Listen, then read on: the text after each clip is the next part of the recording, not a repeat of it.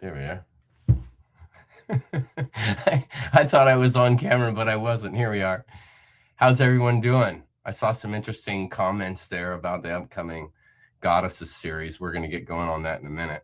But I wanted to open up today with kind of a sobering story. And then I'm going to go over to chat and have a good time with my friends over there. But I thought of this as I was sitting here waiting. There we go.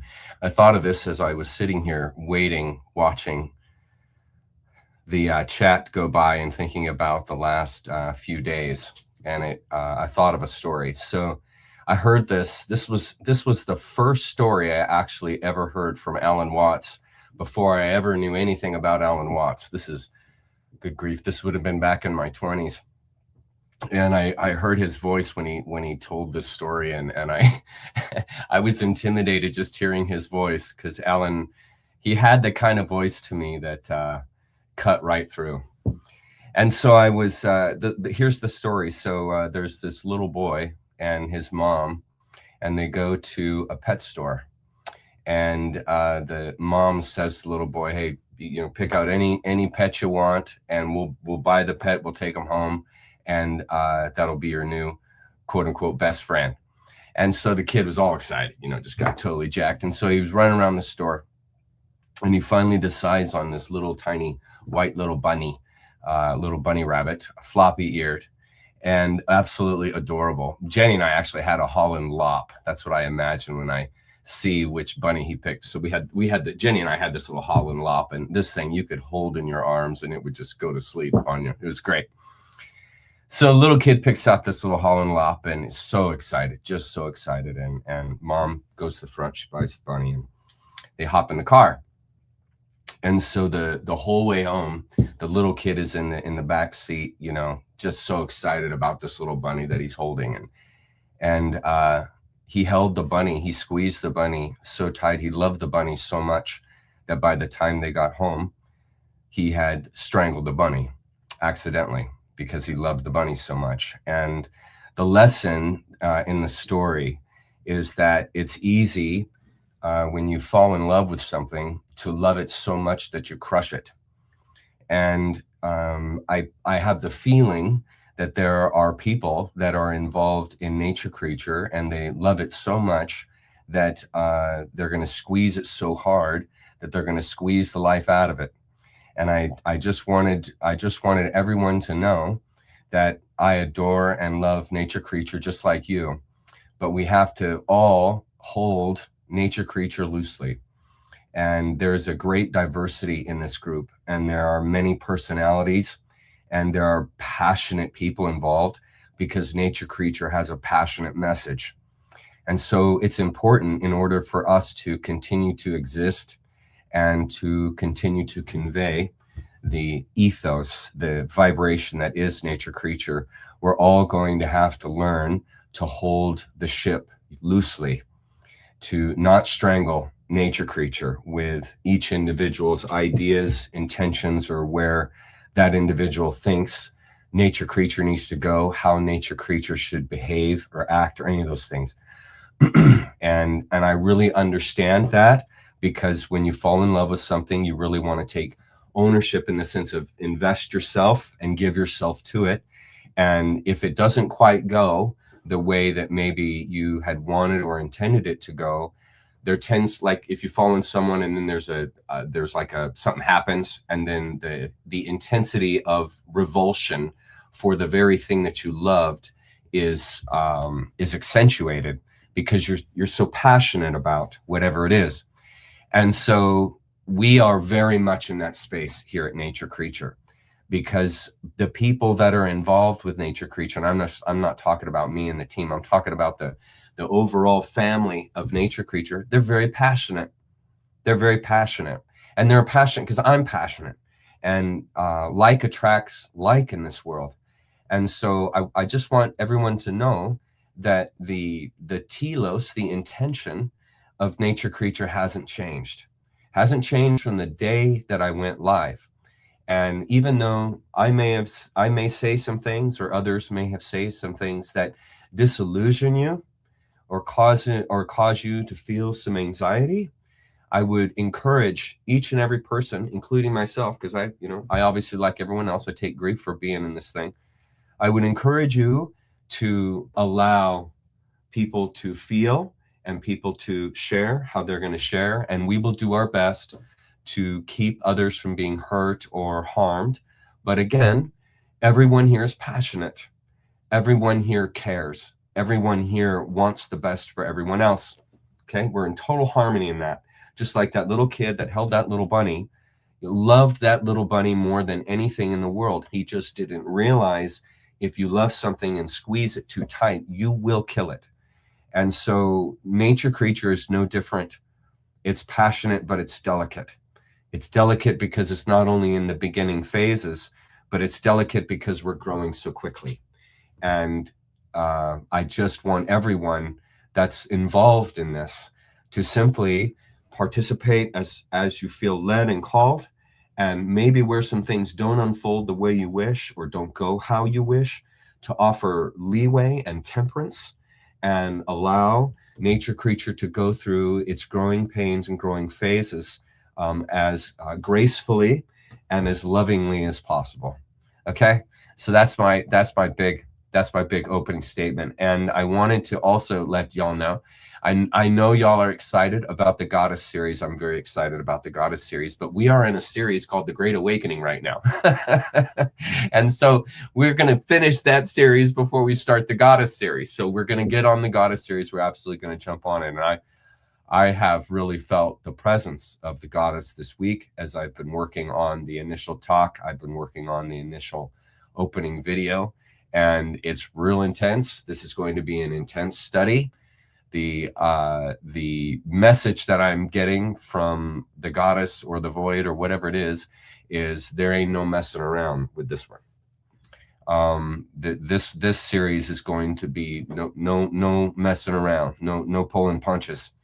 And it's going to be an intellectual series, and we're going to really understand how the world of male dominance and the world of dominator culture have so incredibly damaged the society.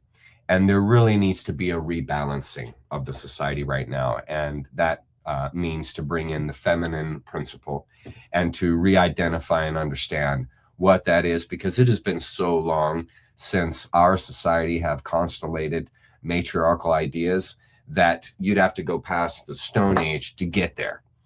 So we will be returning to some archaic values, some archaic study, and we're going to dig right into the Goddess, and it's going to be amazing. I've got an opening video piece that is just fan-freaking-tastic. So I'm really excited to bring the series to you guys, and we are going to learn a lot. If you thought you learned a lot in Zen, this Goddess series is going to really show you a side of the world that really hasn't been exposed, because a lot of people know about Zen. A lot of people know about Buddhism. A lot of people know about religion, Eastern philosophy, but not a lot of people know about the Goddess, and not a lot of people understand the principles behind the Goddess and why our society has really taken the turn that it has, because we've left those feminine principles that are absolutely necessary in order to have a balanced society. You certainly need male influence, and you certainly need female, and it's just that the female has been subjugated for the better part of 10,000 years since the smelting of iron and the invention of agriculture. The female figure, the female role has really been squelched. So we're going to examine that, and we're going to open that up so that we can then understand how we've really lost our way, and then at the same time bring in an entirely new mythology, an entirely new understanding of the society that's based in balance and equilibrium. Let's get to comments, and let's see how you guys are doing. So welcome, everybody. Glad that you're here. Let's turn on the comments as we get going here. Awesome. Hey, King. I'll look right at the screen. Hey, King. Hey, Shan. How's it going? Hi, Mythological Muse. Okay, Mythological Muse has a question here. Chuck, I feel they are hitting us tremendously with all the catastrophic weather disasters around the world. They are feeding off the fear, emotional loosh. How should we protect our inner selves? By standing in your truth, educating yourself, learning the ways and means of the world to understand which disasters you're seeing are real, which ones are not. I don't know if you guys saw recently. This actually is a great thing to bring up, Mythological Music. Did you guys see any of the videos from the disaster that's happening in Nepal? Did you guys have the chance to see any of those videos? I saw a video. What happened in Nepal is a glacier. There's a glacier. As you guys know, this is the Himalayas, and so it's very choppy, mountainous region. And so as the water falls from snow precipitation, and as you guys know, glaciers form in the valley as the water and ice form from these fissures that go along the earth and lead down into these towns. And some of the towns are on these winding edgeway passages that are literally just downstream from the glacier.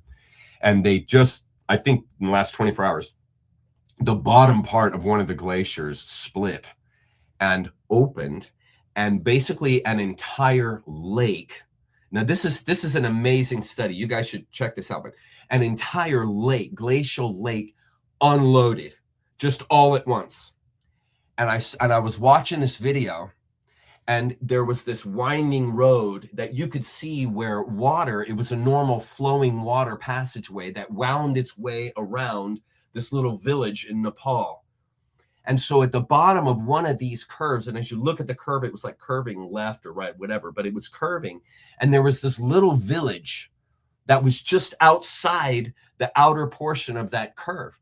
Now, remember when we were talking about the Younger Dryas, and I talked about how in North America, when the glacier collapsed and melted, there was about 1,000-foot wall of rock, sediment, trees, debris, mud that was traveling at about 400 or 500 miles an hour from the release of all of this water pressure.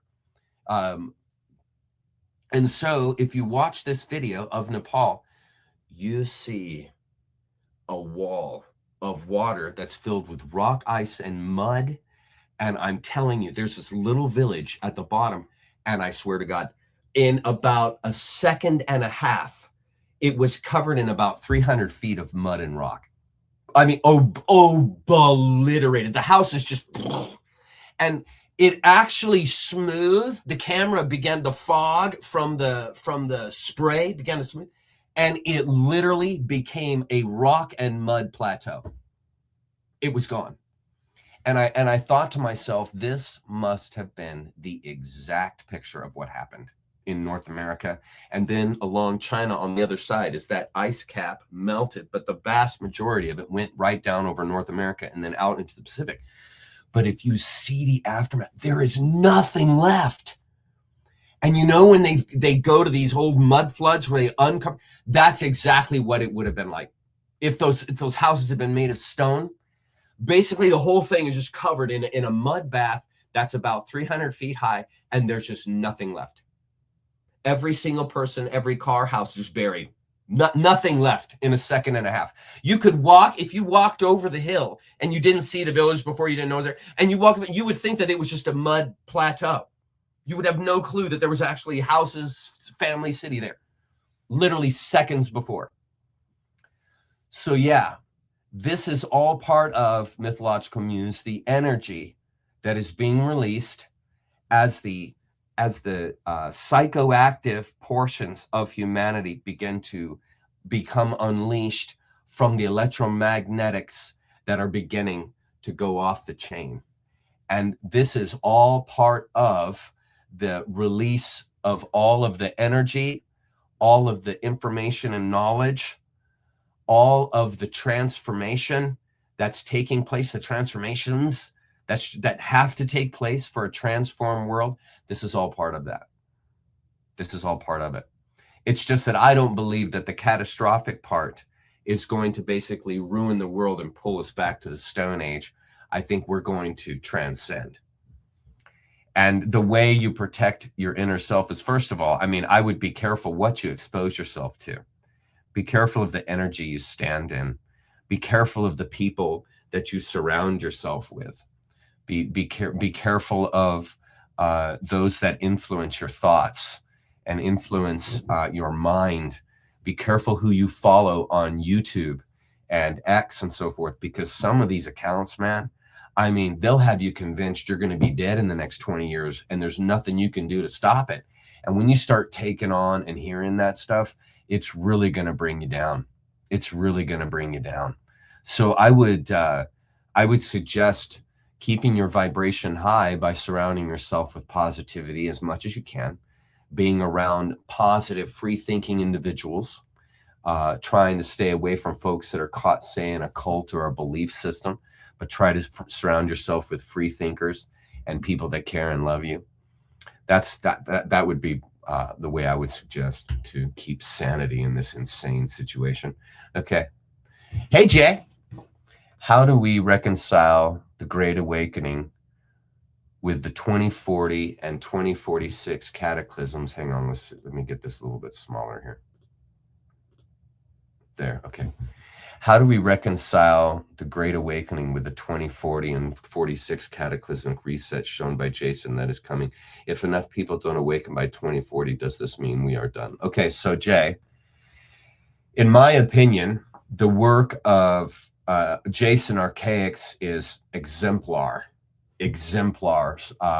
He is scholarly level. Okay, so I think Jason has absolutely nailed it when it comes to our past and what we have gone through.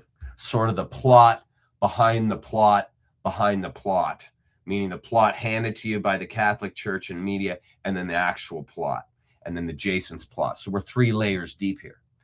And so I think that Jay has nailed the past, but here's the change, Jay. This is the real important part. Here's the change.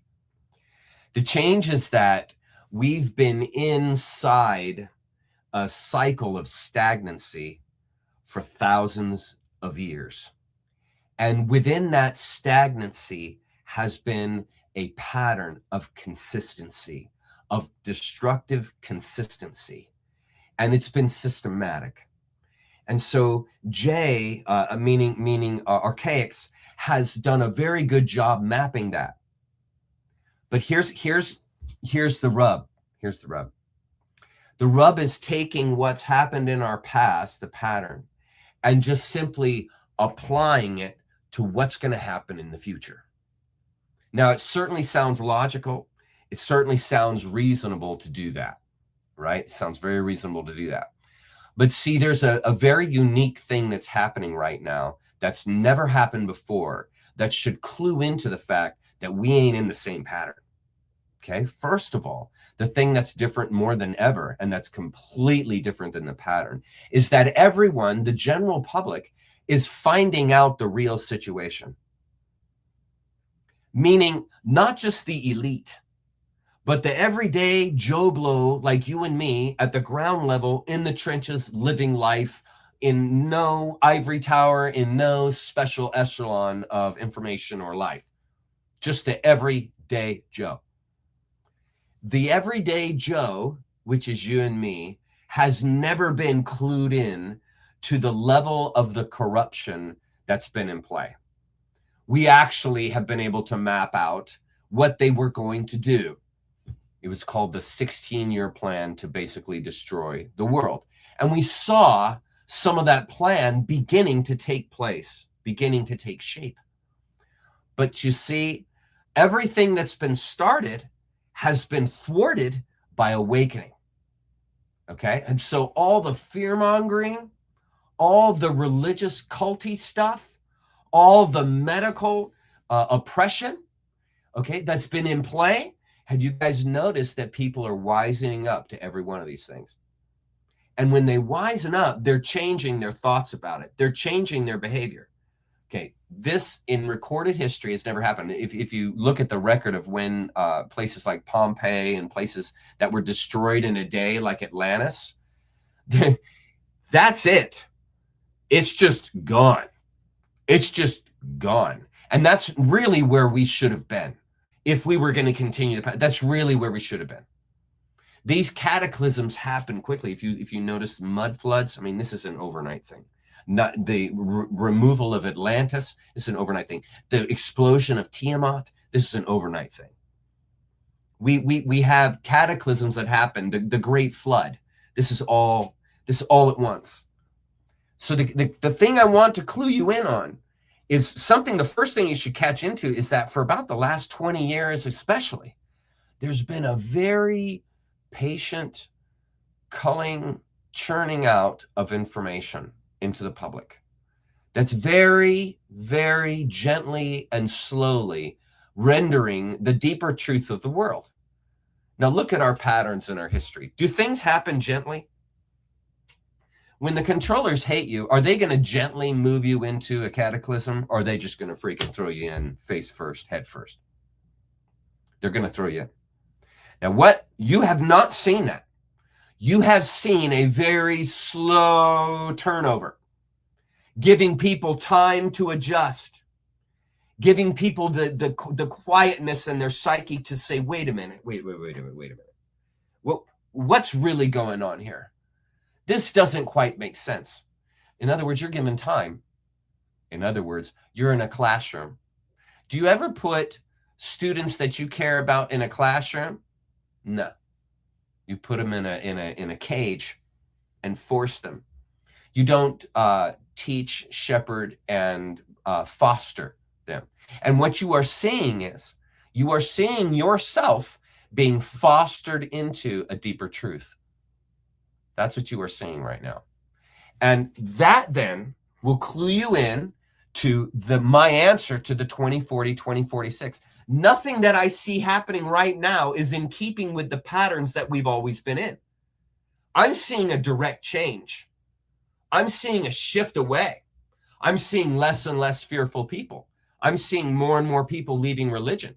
I'm seeing more and more people wising up to the financial system and systematically pulling their money out and putting their money somewhere else. Has that ever been done before? Everyone has always followed the status quo. Everyone has always followed the technology. Everyone has always gone along with it. So nothing that I see happening right now follows this idea that Jason has assumed from his pattern forming.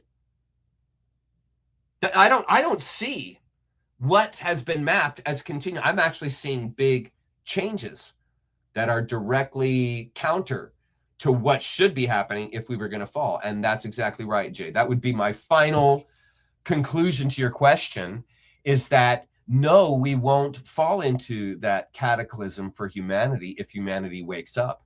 But if humanity does not wake up and we don't begin to merit ourselves this second, or I should say additional, or I should say first opportunity, then we won't get it. It's up to you. What if we have it wrong? There is no graduating densities. The soul is already perfect. Schools don't erase memories or punish progress. Yet this one does. What then? Okay, so I'm under the crazy idea, and you're welcome to disagree with this, Weather, but I'm under the crazy idea that our soul is a reflection, or I should say we are a reflection of the characteristics of our soul. So think about this. When you're born as a child, when you're born as a baby, you don't know anything. Okay, you come in the world, you don't know language. You don't even know who your parents are. You're going to find that out.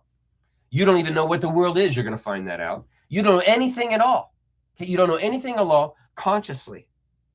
Okay, but I think you would agree, Weather, that your soul, that which is animating your body, beating your heart, breathing your lungs, thinking your brain, okay, you would understand that the soul, your inner gut mind, already knows everything, but it's an issue of your conscious mind, which is a byproduct of your body, the byproduct of separation. Now, the point of being here is to have authentic, true experience unencumbered by the mind. That's the point of being here. And that is no small task, because the mind's a big deal. But the point of being here is to have this experience. And when you're in this experience, you would follow this too, Weather, you graduate in your knowledge and awareness. You're much more aware now if you're a 50-year-old than you were when you were 25. And at 25, you're much more aware than you were at 15. And at 15, you're much more aware than you were at 5. And at 65, 70, you're more aware than you were at 50. Okay, what's the common denominator tell you then? What's the common pattern tell you? That our conscious mind learns in the same way our soul experiences. Because the soul, as you know, is unity. So we came here for the experience of separation. When you were told that your ego and separation are the evil things, they're not. They're tools. They can be used for evil, but they're not inherently evil. There's a reason you have them, and that is to have the experience of things like love, compassion, hate, life and death, which enrich your life, which bring meaning and bring quote unquote soul to your life. So I'm under the crazy idea that your soul is in a progress of learning, or of experiencing, I should say, in the same way that your mind is in the process of learning. So your soul experiences unique things. Your mind learns unique things. And in these two ways, you see, extrapolate that out into 4D. So when the soul is living lifetimes, all those lifetimes are bringing it new experiences. It couldn't have had those experiences unless it had those lifetimes. In the same way, you have to have a waking and resting experience here on this earth. And that experience is unique to you. And that's important. And your conscious mind grows in the same as you experience, in the same way your soul grows as you experience. That's the common pattern, the common thread. And so, therefore, having no memory when you're born here consciously is essential to having unique experience that's true to you. But that doesn't mean your gut mind forgets. That just means your conscious mind doesn't remember. But your gut mind knows everything. That's why you know how to breathe, beat your heart, and have emotions when you're born. No one had to tell you how to do those things. You knew how to do them, and those are life-sustaining knowledges. No one told you how to go to sleep or wake up. You know how to do this. And when you go to sleep, you go into a dream state, which you can't control, don't know anything about until you discover it. So in that way, you're having the same experience as the soul, because you're making the dream, yet the dream is unique and surprising to you. So the world life experience is not cut and dry. There are blend points. There are smear points where you can see the patterns replicating each other in 4D and 3D and back between each other. And this memory, experience, life, death, contrast, conflict is all part and parcel of your experiential world for the soul and your learning world for the consciousness, the conscious mind, which learns also. It just learns in a 3D sense, not a 4D sense. A 4D sense is lifetime, lifetime, lifetime, lifetime, unique each. A 3D sense is my lifetime here. Then all those memories go to the Akashic field, or they're put there as you have them, and then you go out and come back to have a unique experience again. And this going out, coming back, forgetting, remembering, not knowing, experience, wisdom, and meriting life, all these things are in flow, constant flow, never stops, never stops. And you are living in a movie right now. That's why everything is an illusion. And it's a movie to teach you to have experience and to teach you. In other words, teaching is epiphany. To have epiphany. This is why you're here. And this is why all of that stuff works out as it goes, yeah? What a fantastic question. Hi, Cindy. It's good to see you. I bought a sound bowl. Great job. I mean, that is a brilliant job right there. I bought a sound bowl that I have been looking at for over a year. Awesome. Without knowing a lot about it. Do you know anything about it? Just follow. Okay, so Cindy, sound bowls are awesome. If you can find a room in your house or in the village that you live that's highly reflective and resonant, what sound bowls do is they create standing waves in an environment. An environment has waves within it of acoustics. And as you know, acoustic sound is a wave, compression and rarefaction compose the wave. And what happens is when you're in a room, say it's square, you get what are called standing waves. And that means at certain frequencies, the room will magnify at a specific frequency. And sound bowls are designed to be at a frequency that resonates with specific chakras. Each one of your chakras is a vibratory entity filled with life and resonance. And so the theory of a sound bowl is that as you generate audio frequency in the resonating factor or the resonating frequency of your chakra, you begin to invoke that chakra to open. This is the sound bowl. And the sound bowl, they'll have different sizes and they have different kinds. They'll have brass, they'll have quartz, they'll have iron, they'll have all different types. And you use the mallet to run around the edge of the bowl like you would your finger on the edge of a wine glass. And as you run your finger, or I should say, as you run the mallet around the bowl, the mallet begins to vibrate as it's wound around the bowl, and there's a moment of friction. It's the same idea of a resonating pipe. And as air is passing over the pipe, you get a whistle. That's vibration. That's air going in and out of that mouth so fast that it creates a harmonic frequency with my lips. Think of the bowl in the same way.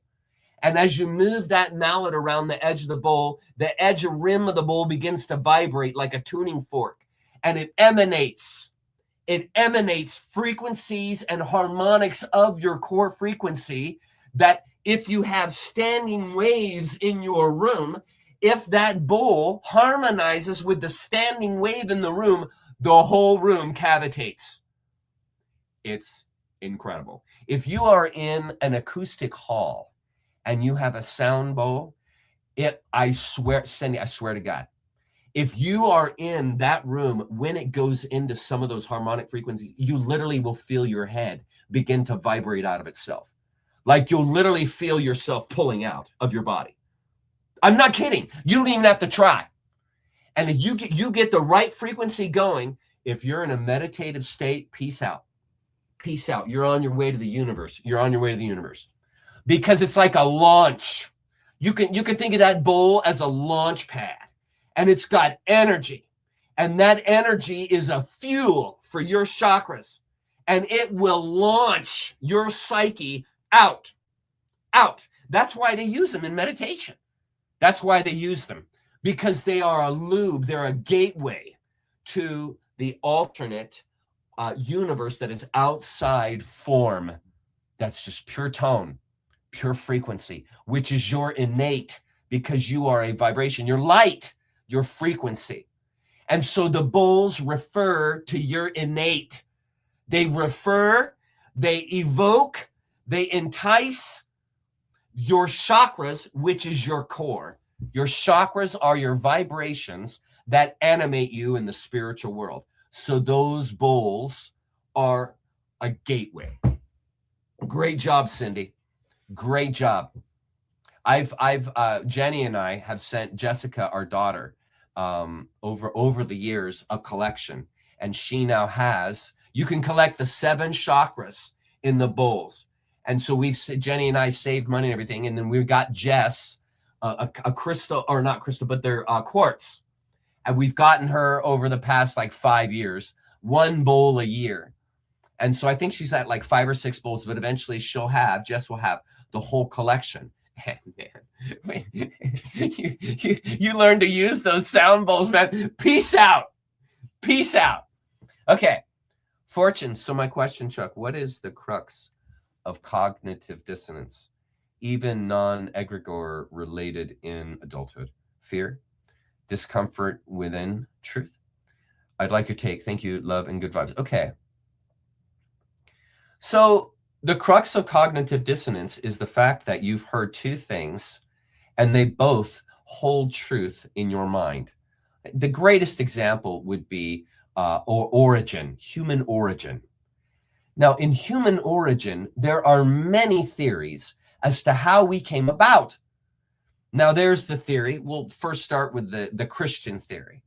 Now, the Christian theory of creation is that God came out of heaven and created man from the dust of the earth, took a rib out, and made woman. And that was all done at the end of a 7-day creation period, which the Christians, the literal Christians, take as actual 24-hour days. And then on the 7th day, God rested. And this all happened in Eden, happened in a place on the planet, a specific location, a specific time. And the Christians even have the theory that they think this happened just a short time ago, like 6,000 to 10,000 or so years ago. Okay? And they've got all the facts to prove it. Ask any Christian, they're going to give you the whole list of why it's true and everything about it, so that there's no doubt in your mind that that's what happened. Okay? So there's their truth. Okay? Absolutely. That's what they got their truth. Okay. Now you got the Cassiopean theory. Now the Cassiopean theory is that actually we came here about 300,000 years ago. Okay? And that we came here from out of the void. We came here from out of the void, our identity as spirit, the transient passengers, right? Millions of us came out of the void and landed in pre-made bodies on this planet. Okay, and we jumped in and said, hey, we want to have the spirit, the experience of separateness. We want to have the experience of love. We want to have the experience of life and death. We want to have the experience of feeling emotions. And we want an experience of time. And we want to have all of these 3D experiences, and we want to have them for a very, very long time, like a contract. You think of it like a contract, a 300,000-year contract. Okay? And there's all kinds of proof behind it, because if you look at the psychology of the world, you look at the OPs, you look at the STS, the STOs, and all the things that undergirds the Cassiopean theory, the idea that the body is a container, the idea that our history is much longer than 10,000 years, the idea that the Anunnaki was just a genetic change, like we had already been here for hundreds of thousands of years by the time that happened, and that whole thing is just a spark in our history. Okay? And we can map out history, and I've done it for you guys, and we've walked through how the Cassiopean theory completely lines up with the KM, completely lines up with the whole idea of a superior group of people that will lead everyone else, that regicided the European countryside after 1280. I mean, we've gone through the history. Okay, so there's viability there. There's substance there, okay? So you then have an alternate version of our origin and history that does not at all go along with Christianity. You then have a situation right there called cognitive dissonance. Heck, if you throw in the evolutionary theory that comes out of science, that we're from slime and that we come from monkeys that have been here for millions and millions and millions and millions and millions of years, and they got all the proof. I mean, does the university professor down at the local college, is he not going to give you an earful for days of how right he is? That he knows the truth, he knows our history, he knows 100% that evolution is the way to go. You got a third option now. You got a third option. And every single one of them has millions of people that completely have sold down the river to their version. And what happens is when you begin to talk to all these different people that are convicted in what they believe, well, they'll convince you every time that that's the right one. And then when you go home that night and you've heard these 3 different versions and you lay down on your bed and you think about it, you think, well, every single one of these makes sense. Every single one of them has truth behind it. Every single one of them has millions of people that believe it and follow it. Right there, that's non-egregore. These are theories, right? It all relates back to your childhood, adulthood, whatever. And then the reason why fear comes up, Fortune, is because they're all true in one sense or another. And so the person is left with, what do I believe? I don't know what to believe. I've got to believe something. What do I believe? I've got to subscribe to something. And this is right there, the wisdom of insecurity.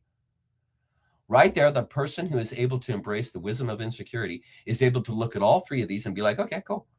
Whichever one is good with me. And I'll build theories for all 3 because I got the time. And I'll work with all 3. And whichever one turns out to be the truth, okay, cool. No attachment. No fear, therefore. The fear comes in. This is the problem here. The fear comes in when a person tries to decide on one of them. Because then you got to defend it. And you got to go face these other groups that are convinced their way is right. So now you're putting yourself into conflict. You're putting yourself into a world that you probably don't want to be in because you have a conviction about which one you're going to embrace. I avoid all that by looking at all of them and say, you know what? Every one of them has a viability to it in one way or another. Every one of them could be true. Every one of them is reasonable. I mean, in one way or another. And then every one of them also has complete BS attached to it. Total BS attached to it. Parts you just got to say, well, I can't explain that. I can't give any substance to that. Do you see? And this is when fear begins to arise. Stacy Morg has a really mind-blowing alternative to the creation story, including Lucifer being the divine father and Eden being a prison. You see, the problem with using those old egregores, those old ideas, is that you continue to stay locked into their teaching. And the whole point of the Great Awakening is abandoning the old way of thinking and embracing an entirely new way of understanding. So we're not still having to refer back to Lucifer. We're not still having to refer back to Eden. We're not still having to refer back to the egregores and lies that got us in trouble in the first place. Why would I want to relabel something that already made me sick? I'm best off throwing that in the trash and developing something entirely new, using none of the principles and metaphors that made us sick. This is the thought I have when it comes to the Great Awakening, in that we develop our own unique symbolism and metaphor to move forward and leave behind, no longer hold to the old way that it was, because that way made us sick. Yeah? I am Jody Tuttle. Hi, Jody. Watts emphasizes letting go, while Dr. Joe emphasizes intentionally creating a future. How do we consciously create control? We create without turning creation into attachment control in flow. Now, here's the thing. The idea that Joe talks about with intention is following your bliss. I'm assuming you're talking about Joseph Campbell, this guy. Now, Joe talks about following your bliss. Now, there's intention there. If I am following my bliss, then there is intention there. But you see, the bliss is flow. The bliss isn't something. Like bliss would be love. Bliss would be faith. Bliss would be experience. This is an ongoing thing. Love is an ongoing thing. Emergence, growth. Okay. And so Joe was emphasizing embracing with intention the flow, but not holding to it. Watts is emphasizing the letting go part, but staying in the flow. Remember, Watts would always say, you have the canoeist who's in the ocean, or who's in the river. They are flowing with the river. They're not trying to go upstream, because if you try and go upstream, you're fighting nature. You're fighting the flow. You're going to lose that battle every time. You're going to lose it every time. You are always better off re-navigating and going with the flow, just like Stacy had brought up that question just now. Instead of just redoing the past ideas of all these symbols and metaphors, let's have an entirely new understanding based on energy, frequency, and vibration, based on sacred geometry, based on pattern forming. Yeah? Okay. And so this is what Joe and Alan are talking about. They're talking about the same thing, except Joe gives you the idea of embracing bliss and embracing the rapids as they are. And Alan comes in and is saying, release so that the rapids can be as they are. Both are accomplishing the same thing in two different ways. One, I'm resonating and sort of, in a way, ringing the bell of meditation as I embrace the flow like an energy bowl. And then the other one is the same thing, except I'm in a sense falling, but I'm not in fear, because I am falling with the rapids. I am going with their fall. I am going with their flow. So both ways are non-attachment, because when I embrace the flow, I'm not embracing attachment. I'm embracing flow. Well, there's no attachment point there. I'm flow. The flow is the embrace. The embrace is the flow. And this is what Joe is going at. And Alan just has a different approach, which is just let go. When you're in water, float. Stop trying to swim. If you stop trying, you will float. Same message, different ways of going about it. Really good question. Wow, that was a whammy. Thank you. Hi, leg deplorables. I'm sorry, I don't speak French. Less deplorables. I'll give you the American version. Sorry. If the mind doesn't exist, it doesn't. It must be like RAM drive space. But actually, aren't thoughts things? They're not. Okay, so here, Les, this is a fantastic comment. When we say that the mind doesn't exist, that's a 4D statement, essentially. Because you're saying that something doesn't exist. But when you say that's something, right there, you're identifying that it does. And you say that's something, the mind. Well, if it doesn't exist, you can't say the mind. You see what I'm saying? It's oxymoronic. Okay. Think of memory. Think of time, experience, spirit as the same thing. These are all you get these things through your mind. But I can't hand you my mind. I can't bring my mind into form other than to bring my art into form. But that's not exactly my mind. It's just kind of a part of. So this is the idea that it's the mind's core, and how you think, what you think, and how all that goes on is 4D. You cannot scientifically map exactly how memory works, exactly how motor function works. The chemistry is too complicated. It's like trying to explain nature. It's like trying to explain seasons. The chemistry is too complicated. When you try and explain it is what makes it complicated. The way to understand it is to be it. If you want to understand nature, you can't explain it. If you want to understand it, be in it. It's the same with the mind. You can't explain the mind. So if you want to understand the mind, you be in the mind, which is this whole idea of out-of-body experiences, spiritual epiphany, realizing the non-realizable. This is all your non-existent mind at work. And it's in the same plane of 4D. So you're never going to be able to explain, understand, or put into words, so to speak, the mind. In the same way, I could never put a person into words. I could never put a spirituality into a document. These things are non-congruent. They don't fit in each other. So when we try and fit all of spirituality into a book, you see how ridiculous that is. If you try and fit all of a person's experience in that person into an autobiography, I'm sorry, you're just going to get words. You're not getting the experience. And it's the same thing with nature. If you say to someone, hey, I'd love for you to experience a sunset, here's a book that's going to tell you all about them. Are you going to learn anything about sunsets? Not really. You're going to learn about colors. You're going to learn about expression, description, but you will not know a sunset until you actually go to the sunset and experience the sunset. Your mind is the same way. Nature is the same way. Spirit is the same way. We're in an illusion. Accept and adapt with the illusion. Yeah. Hi, Daniel. Chuck, what is your favorite film? Shawshank Redemption would be one of them. I loved Braveheart was fantastic. I loved, there's one other one.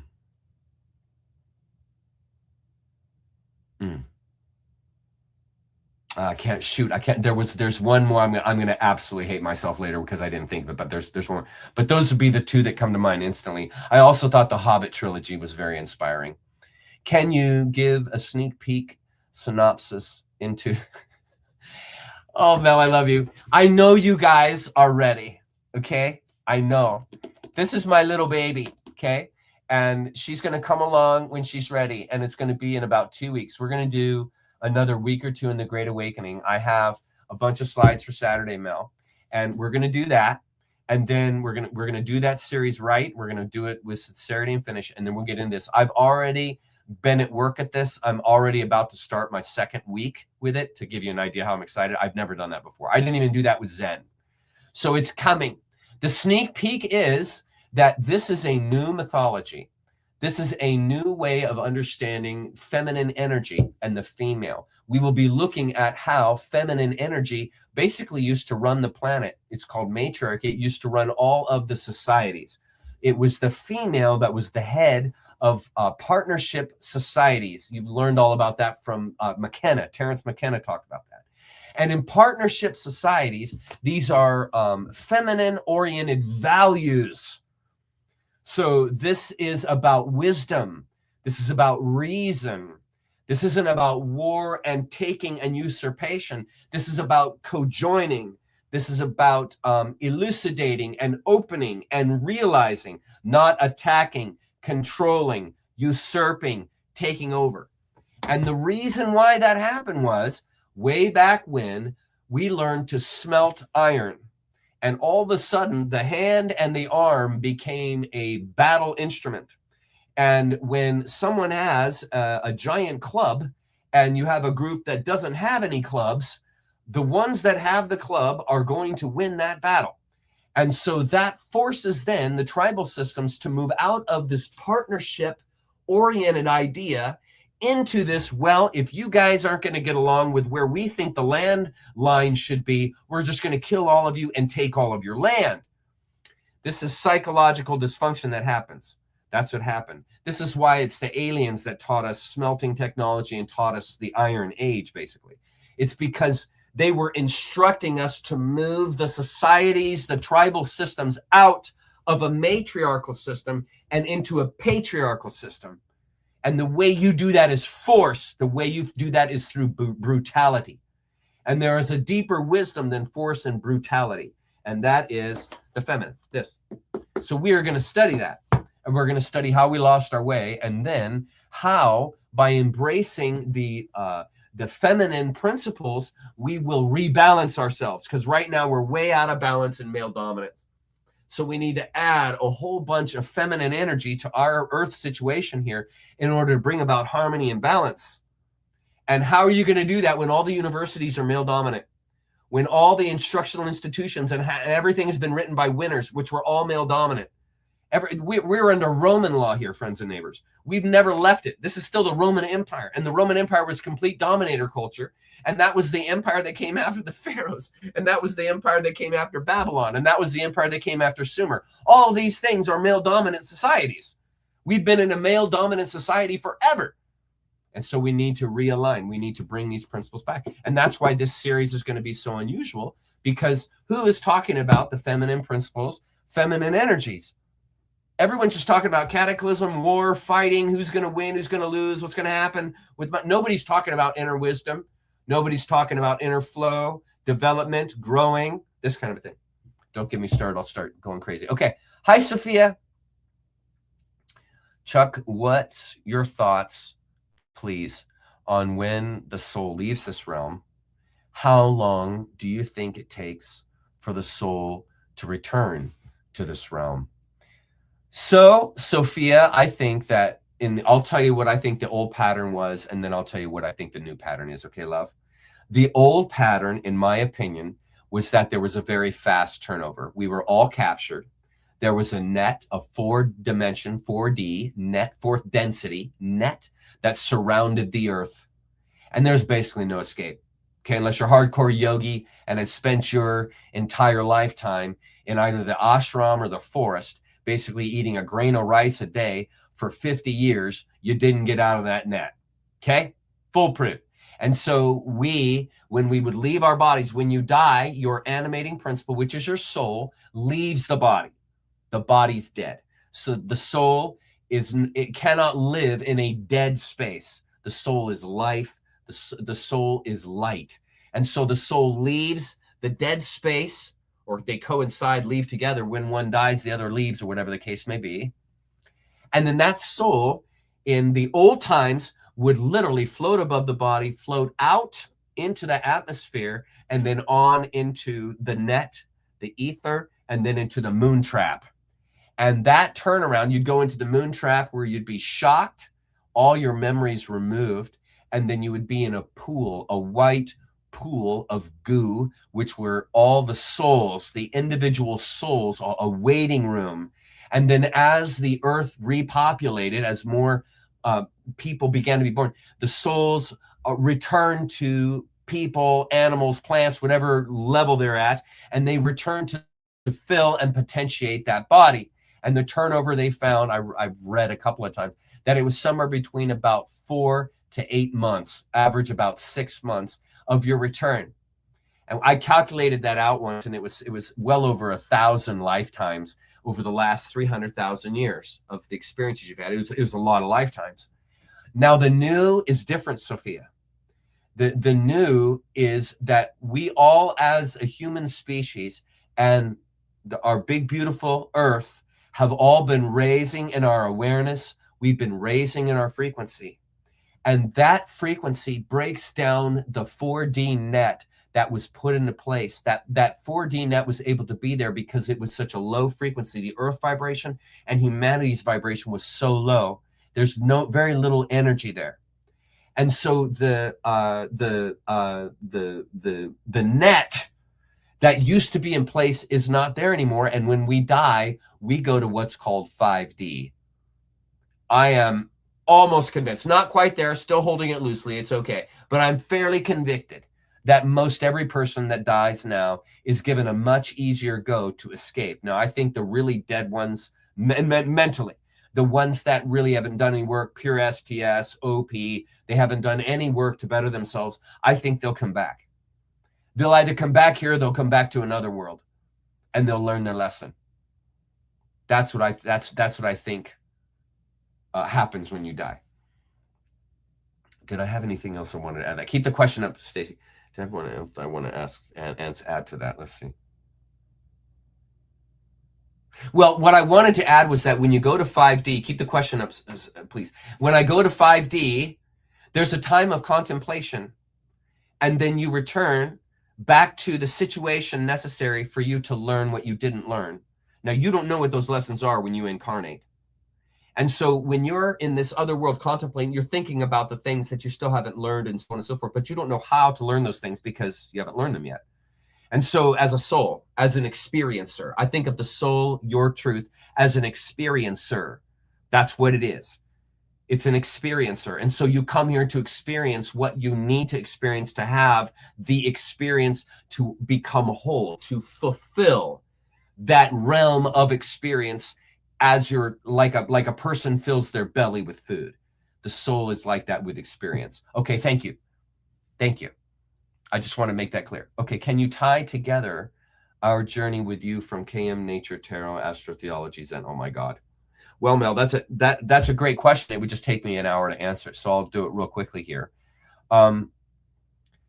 So KM for me was the beginning phase of the initially waking up, because as a Christian, which I was when I found out about the KM, I thought that the KM just fit into the Christian plan. And so when I first found out about the KM, I just thought, okay, well, this is how the Bible is going to unfold, and it involves this group called the KM. I didn't know that the KM had actually written the Bible, edited the Bible. That's called the Catholic Church. I didn't know that. But part of my waking up, or the first initiation, was having cancer, taking mushrooms, and finding out about the KM, and revivifying or replacing our history with a history that is from the KM, orienting our history to one that constellates the truth about the KM. That was my initiation. That's why I introduced my world to you guys from that space. That's why the first video, I think one of the first videos I ever released, was my KM series, because that's the way it was for me. And then, as you saw in the KM series, when I finished that, I went into my nature series, and I went into my nature series right when I was having all of those personal problems. And so the nature series was tied into all of my highly emotional shit that I was going through at that time, which vivified my nature series. Absolutely. I'm very pleased with that series. And then the tarot was to offer, this is incredible. You know all this, Mel. The tarot was to offer the experience that had been shown to me from before or I should say just after I found out about the KM. There was a period of time there, years and years and years ago, that I would do my tarot on my birthday every year. And I did that for years. And the tarot showed me about a year before I did the KM series. I believe it was I was shown the 5 of Pentacles. It's 5 or 6. It's the one where the dude is sitting there and he's hammering on a pentacle. And it basically means, brotherhood, you're about to go to work. Brotherhood, brother, just roll up your sleeves, pal. You're about to hit the pavement. And that's exactly what happened. And shortly thereafter was the birth of the KM. And I've been doing this live stuff since, meaning I did the KM, and about a year later, so I started doing live, and I've been doing live every week since, and I'm now doing 2 and 3 times a week live. And so the tarot had said before any started, bro, just get ready. It's coming. You got a lot of work to do in order to graduate. That's what the tarot teaches you, are the lessons you need to learn in order to graduate, to become your potential card, what's called your soul card. You have your birth card, the personality you're going to be here, and then you have your eternal card, or I should say your graduating card. Your soul card is your birth card. Your graduating card is what you become. And so my becoming card is the star card. Well, there's a whole lot of work required to go from what's my strength card? My soul card is called strength. And so what that's telling you, what's telling me is no matter what you do, Chuck, whenever you incarnate into life, it's going to be your strength that's going to carry you. In other words, you're going to have a tough go, and you're going to have to depend on yourself, depend on your inner strength to be able to do it. And so it was a double whammy for me with that tarot reading before any of the KM had kicked off. And the tarot saw this coming. This is why I tell you guys, it knows, those cards know what's coming.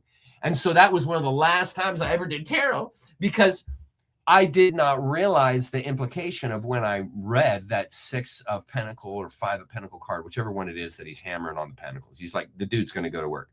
And so that's why I stopped doing tarot, because it was so accurate. But I wanted to bring you guys into it because that's one way to learn. Some people love to know. Some people love to entangle them in those electromagnetics. I applaud that. That's great. It's not for me, but for those that dig it, I'm telling you, tarot will show you the truth. And then astrotheology was my attempt to begin again in showing you the history that predated the KM. That's why our Cassiopeian series is so revolutionary, because it came after these other epiphanies that I rendered to you guys as we've been walking through history. So my astrotheology series was to toss us back to the beginning archaic. I think I even mentioned that in the series.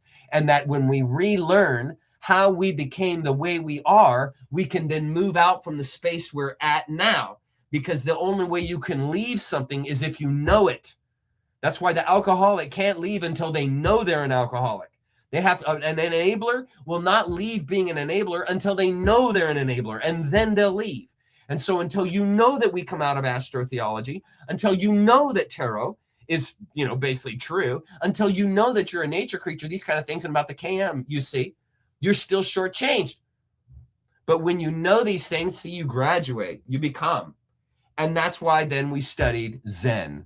You graduate and become and loose yourself from the past. And Zen was just how then, now that we are loosed from the past, how then now do we graduate into a new thinking, a new future? And Zen is a wonderful idea that embraces the world from the nonplussed perspective, in being an observer and not being taken by anything anyone says or anyone does, and staying in a nonplussed state, calm down, and just let's work this out, and everything just be mellow. And when you take on that attitude in your life, you encourage peace into your life, grace into your life. You don't let anyone make you angry. You don't let anyone set you off. You just keep yourself in a space of knowingness and nonplussed.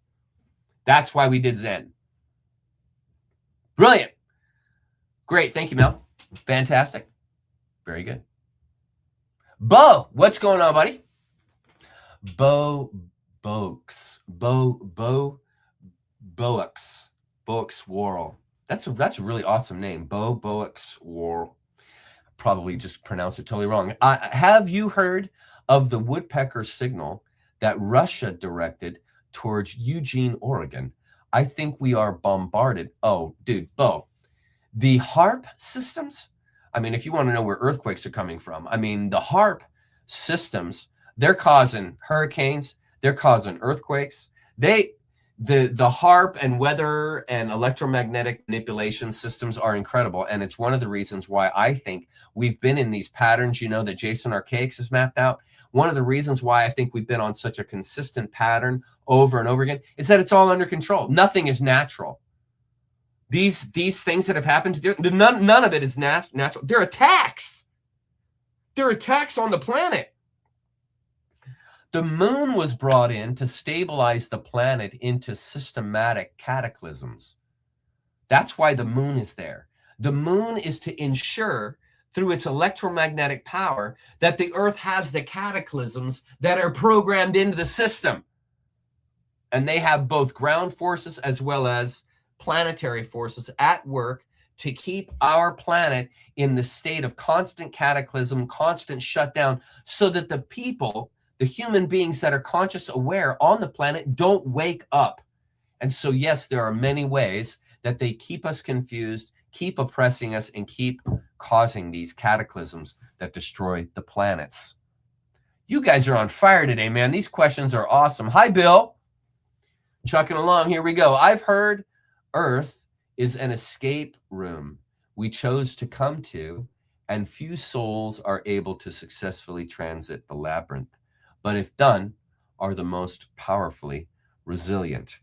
Okay, so yes, I agree with you, Bill, that the Earth is a tough go. The Earth is a tough go. We agreed to a tough go. It's very much like a person who agrees to join the Marines. You know you're getting into an outfit that's going to push you, or say the Rangers. You know you're getting into an outfit that's going to push you hard. You are going to be tested, and a lot of people make it. I think it's what's the odds on the Rangers? It's something like 5% make it, some incredible number.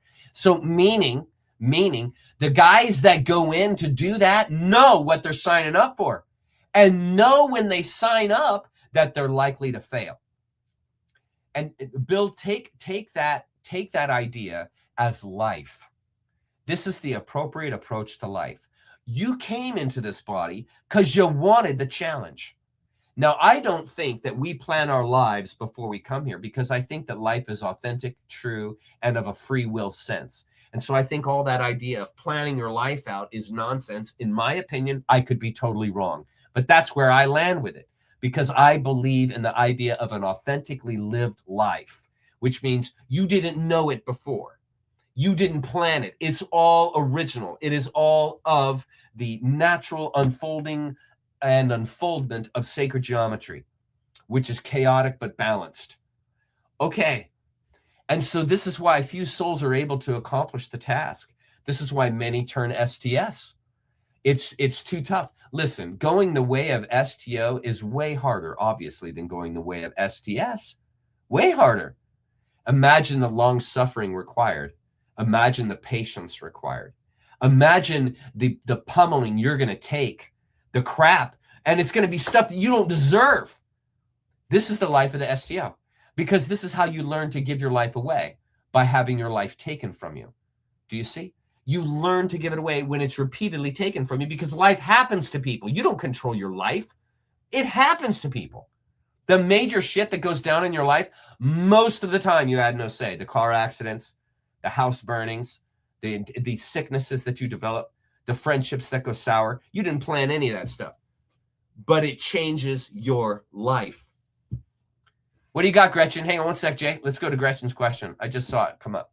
Hey, Chuck, with tomorrow's full moon eclipse coming, can you share any philosophies around full moon eclipses from the past? You know, I can't, Gretchen, because I haven't done a tremendous amount of study of moon eclipses.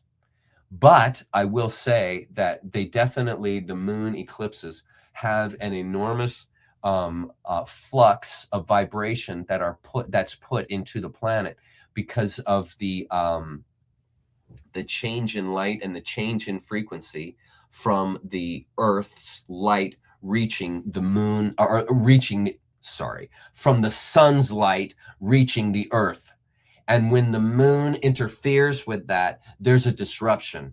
And if you know when eclipses are coming, like an old shaman, you'll know when those perturbations, I like to call them, those moments of influx of the thrusting of power occur. And you can exert tremendous force when you align to the eclipse. So when you practice in ceremonies that coincide with an eclipse, you are advantaging yourself all the power of nature. This is the same idea as the sailor who raises the sail.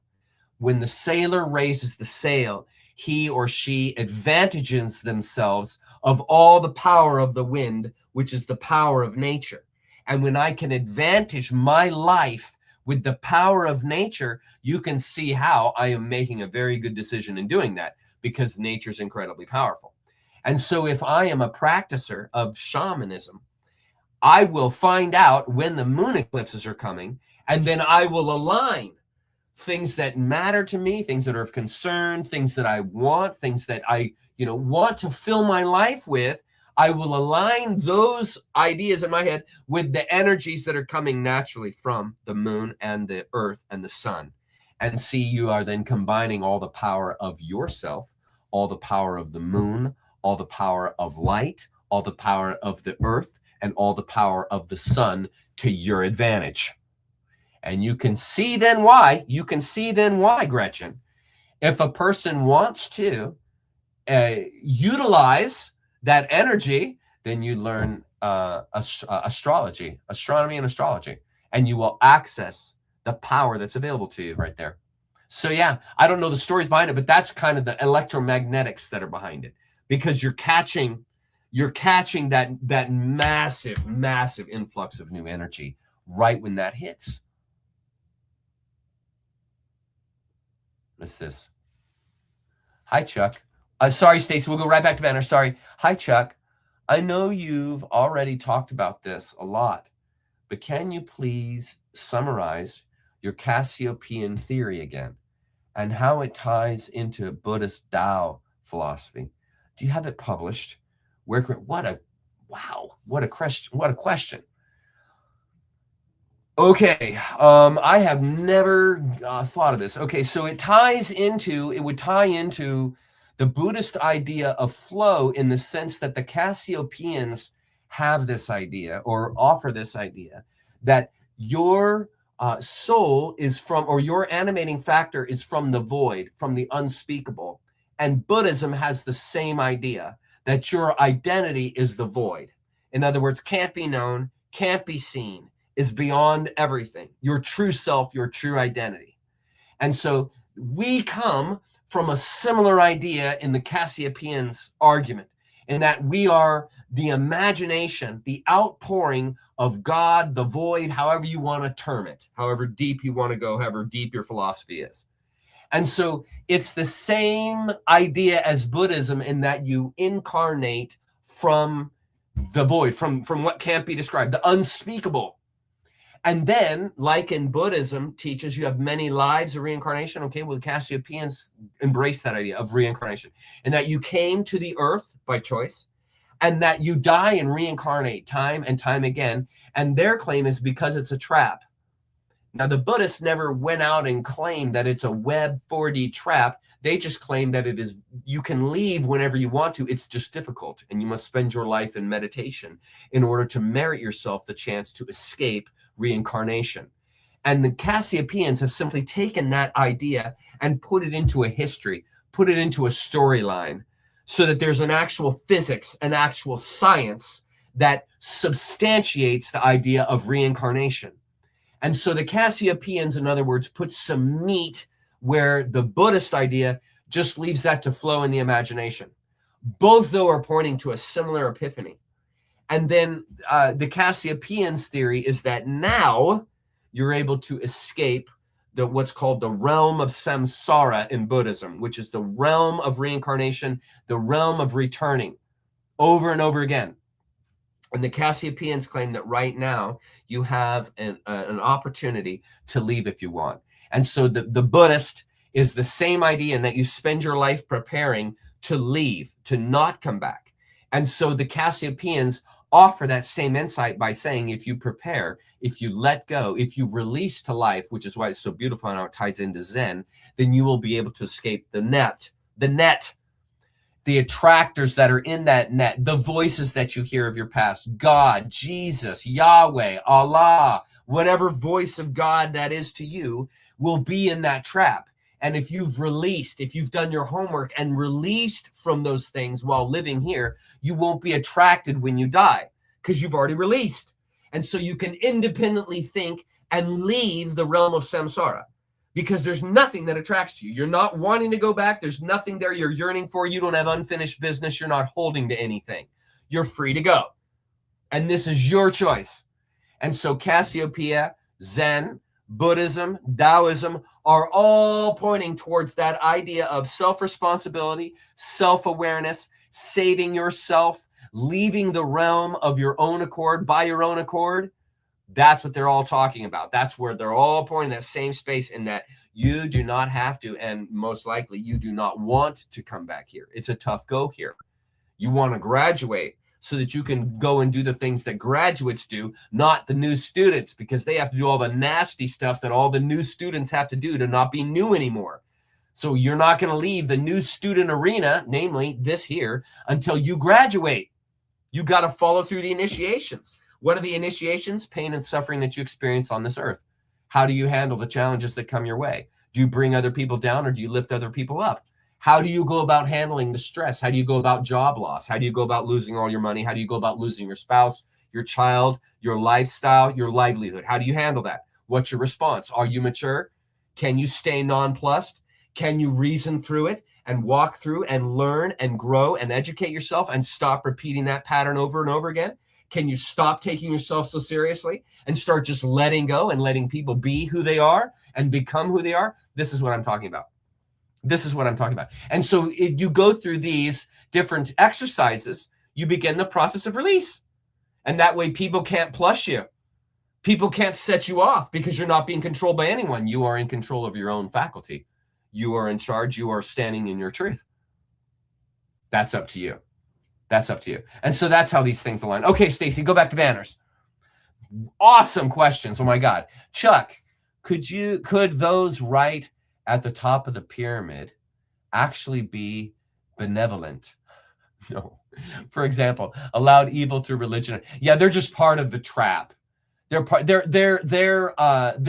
a part of the process of teaching the endless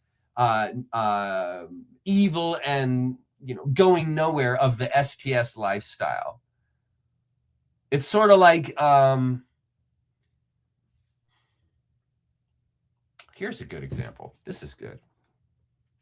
Let's say like you get a job at the local prison in like 1300 AD. And let's say like your job at the prison is to lop off the head of whoever is convicted by the king to be killed. Okay. Now you are serving out an STS role, aren't you? Because you're lopping the heads off of people. Now, even though they may deserve it, that might be their consequence. Fine. I'm not going to have any say in that, but you're actually doing the deed. You're chopping their head off. Okay. You can think of that as, well, I'm a service to the people because I'm getting rid of this brutal murderer. So I'm actually performing an STO act, but I'm lopping a person's head off.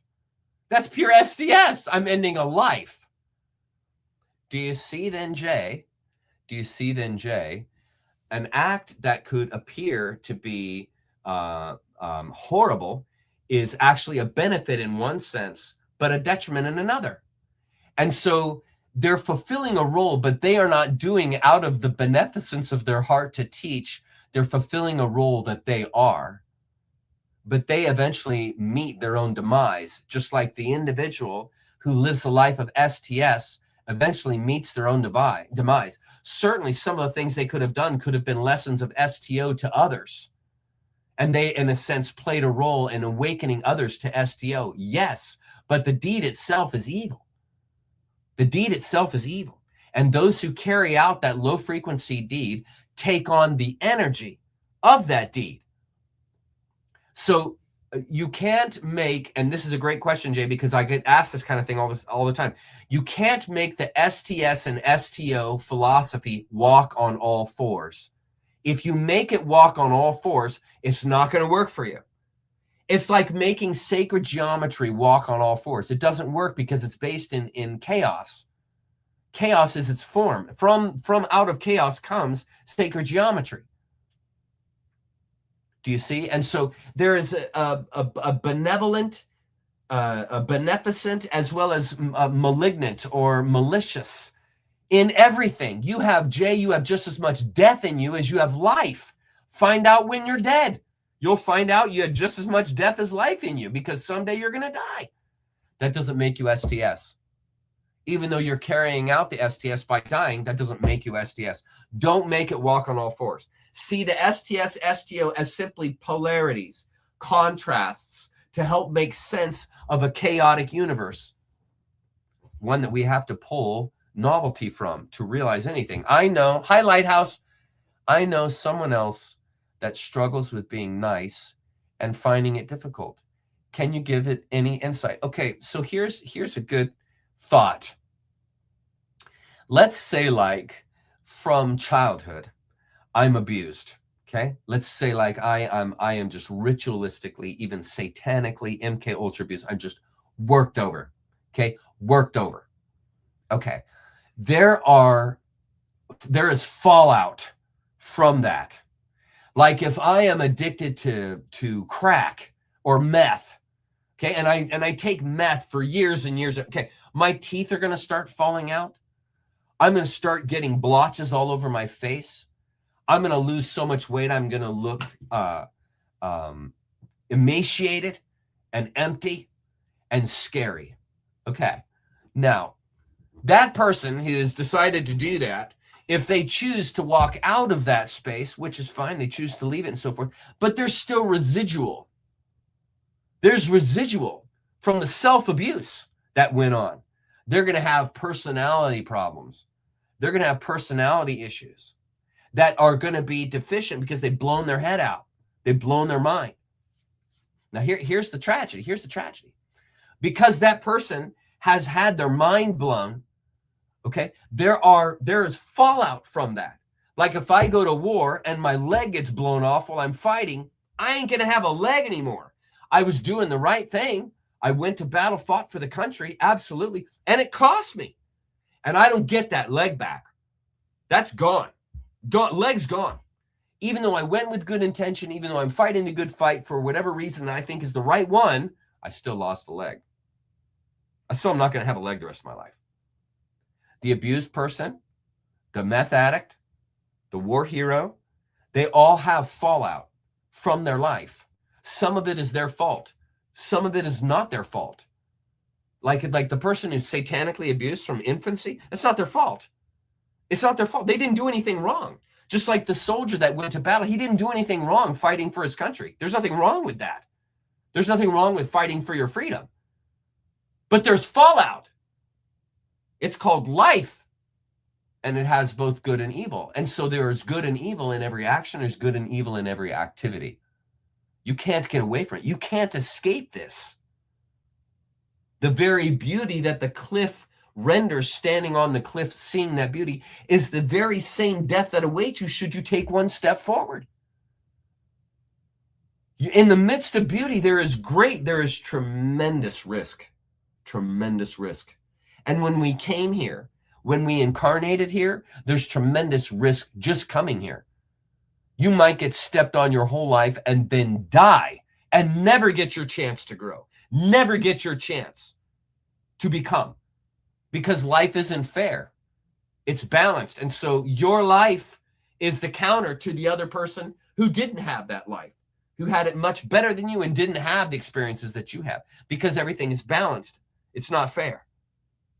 And so the tragedy is that there will be people that will be abused from the time that they could speak, namely the child that is abused from the time that it's inside its mother's womb.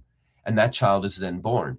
And that child already has deficiencies because the mother, whoever, has been abusing the child while they've been in the womb. Is that the child's fault? No, of course it's not the child's fault. Is the child nevertheless, here's the merciless of nature, is the child nevertheless going to suffer? Suffer for going through that? Yes. Is that the child's fault? No. Does the child deserve it? No. Life is not fair. Keep that question up. Life is not fair. Life is not fair, Lighthouse. Life is not fair. This is going to be one of the hardest things that you will ever have to come into accord with, is realizing that it's not fair for everybody. Some people get an easier go. Some people get a go that's not fair at all.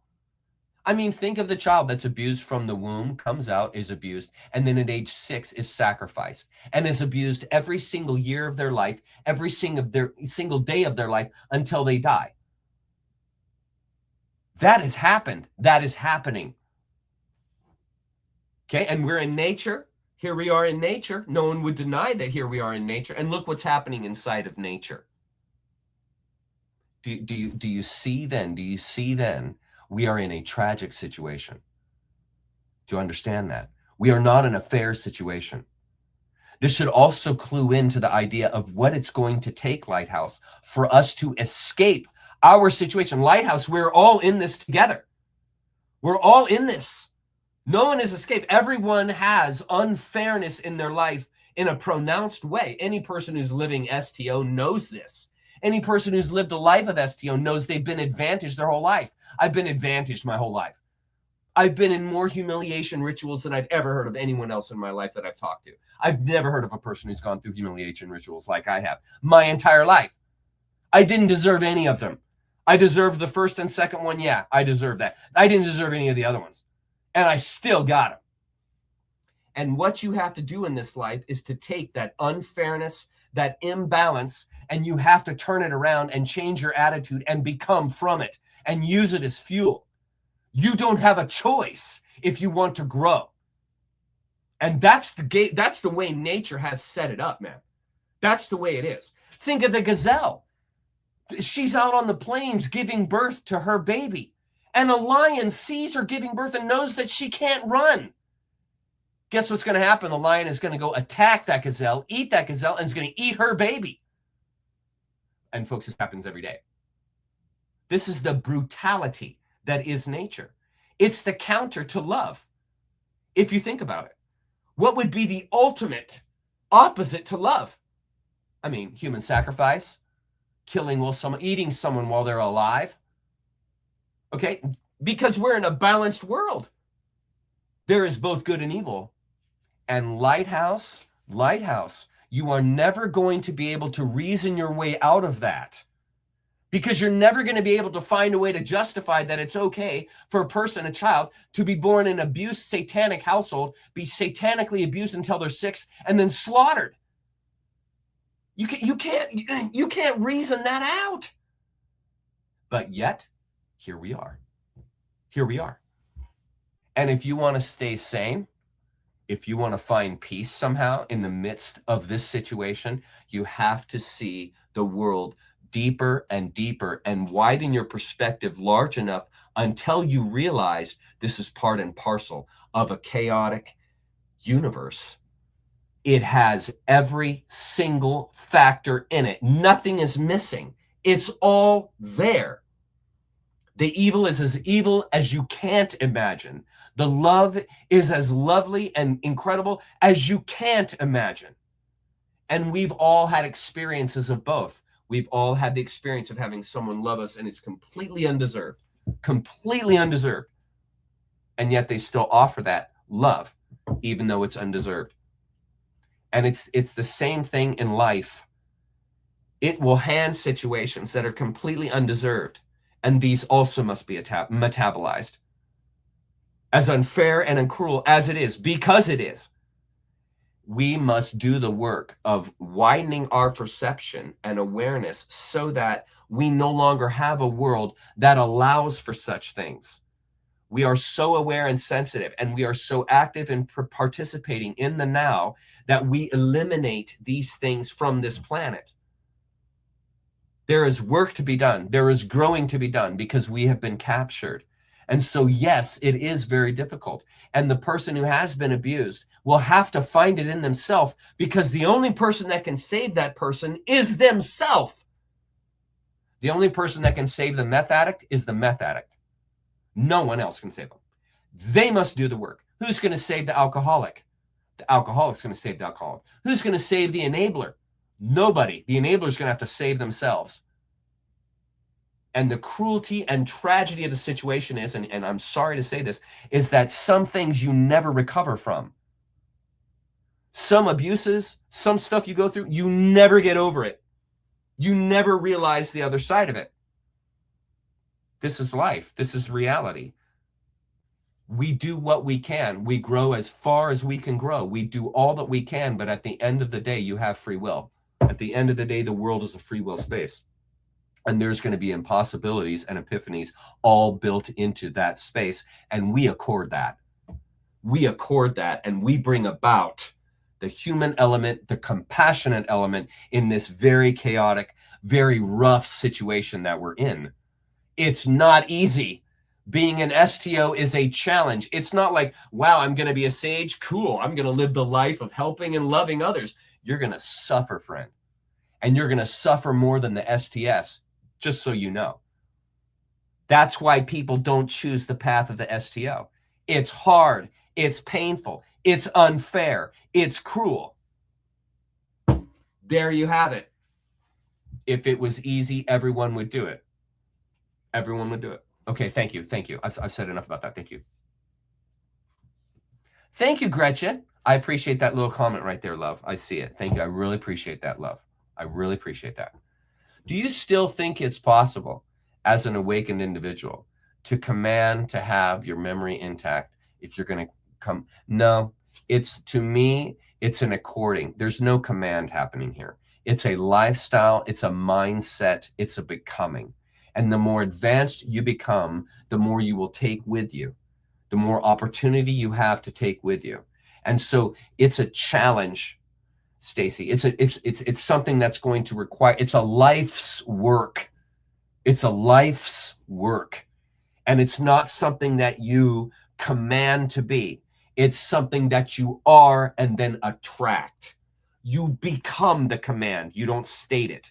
You become the command. And then your truth of that command that you know and are convicted to be true, if it is the truth, you will then attract. Like you're commanding, you will attract others to yourself. Like you're commanding. It's like the mountain, the sage brings the mountain to themselves. It's the same idea. It's the same idea in life. You bring the energy you want to yourself by becoming that energy. That is how you get that energy in your life. You become that. So if you want more compassion, grace, and love in your life, you become compassion, grace, and love. You emanate compassion, grace, and love, and it will come to you. It will come to you. And what you will find is those that are not like that, they'll have a harder and harder time reaching you because you are emanating such light. So to me, everything is preparation. Everything is now. Everything is now.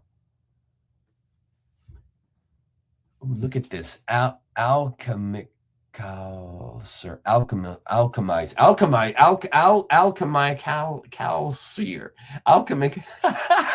That's greatness. Hello, Chuck.